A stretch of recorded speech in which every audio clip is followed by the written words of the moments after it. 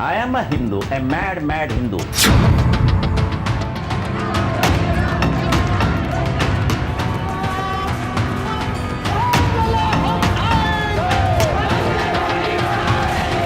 शिवसेना के संस्थापक बाल ठाकरे ने अपने साथ साथ पार्टी को भी हिंदू हितों की रक्षा करने वाली कट्टर पार्टी के तौर पर आगे बढ़ाया। इसका सबसे बड़ा सबूत बाला साहब ठाकरे का वो बयान है जो उन्होंने उस वक्त दिया था जब अयोध्या में बाबरी ढांचा ढहाया गया था। जब वीएचपी बीजेपी के नेता, जिसमें यूपी के तत्कालीन मुख्यमंत्री कल्याण सिंह भी शामिल थे, वो बीजेपी सदस्यों के शामिल होने से इनकार कर दिया करते थे, तब बाल ठाकरे सीना ठोक कर कह रहे थे, हाँ, हमने ही तोड़ी बाबरी, हमने मिटाया कलंक।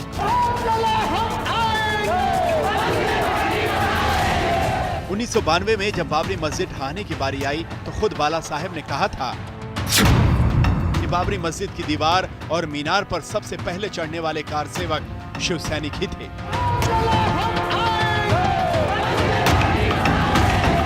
ऐसा कहा जाता है कि सबसे पहले शिव सैनिक ही उसके गुंबद पर सवार हुए और फिर उसके बाद बाकी कार सेवकों में जोश आ गया।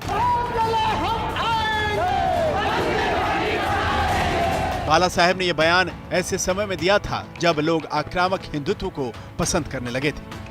उमा भारती जैसे बीजेपी के कुछ नेताओं ने इसकी पुष्टि की थी कि गुंबद पर चढ़ने वाले मराठी बोल रहे थे और मंच से अपील के बावजूद वो उनकी बात नहीं सुन रहे थे क्योंकि उन्हें हिंदी समझ में नहीं आ रही थी। जानकार बताते हैं कि बाल ठाकरे ने उन्हें डायरेक्ट एक्शन के लिए भेजा था।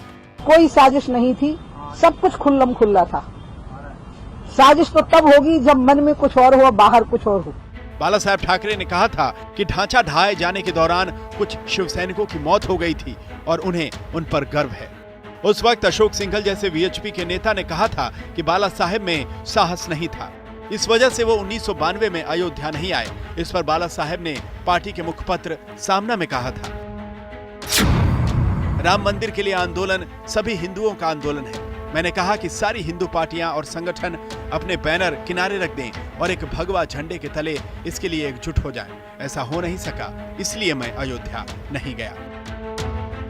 दरअसल बाला साहब सीधी बात करते थे और शिव सैनिकों को भी सीधी कार्रवाई करना सिखाते थे। अगर आतंकवादी कश्मीर में अमरनाथ यात्रा को रोकते थे तो महाराष्ट्र में बाल ठाकरे ऐलान करते थे कि अगर अमरनाथ यात्रा रुकी तो हज यात्रा भी नहीं होगी। अयोध्या में राम मंदिर से लेकर हिंदुत्व के ऐसे ही तेवर की वजह से शिवसेना का उदय महाराष्ट्र में तेजी से हुआ, लेकिन बीजेपी से तनातनी के बाद उद्धव की कमान में शिवसेना अक्सर मुद्दों से भटकती दिखती है। ऐसे में यह सवाल पूछा जा रहा है कि क्या अयोध्या जाकर राम मंदिर निर्माण की हुंकार भरकर उद्धव ठाकरे महाराष्ट्र में शिवसेना की जड़ों को फिर से मजबूत करने में जुटे हैं? सवाल यह भी है कि क्या बाल ठाकरे ने 6 दिसंबर 1992 में बाबरी मस्जिद विध्वंस के बाद पार्टी को नई ऊंचाइयों तक पहुंचाया था, वहां तक उद्धव फिर से ले जा सकेंगे?